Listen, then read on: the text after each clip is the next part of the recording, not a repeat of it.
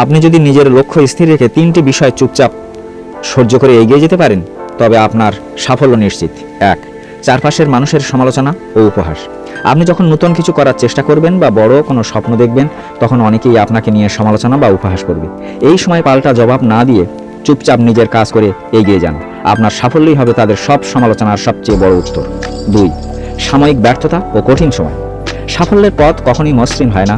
মাঝপথে আপনি বারবার ব্যর্থ হতে পারেন বা কঠিন পরিস্থিতির সম্মুখীন হতে পারেন। এই সময় ভেঙে না পড়ে বা অভিযোগ না করে পরিস্থিতিকে ধৈর্য সহকারে সহ্য করুন।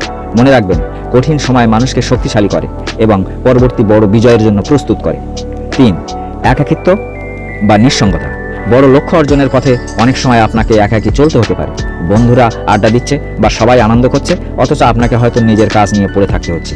এই নিঃসঙ্গতাটুকু সহ্য করতে শিখুন।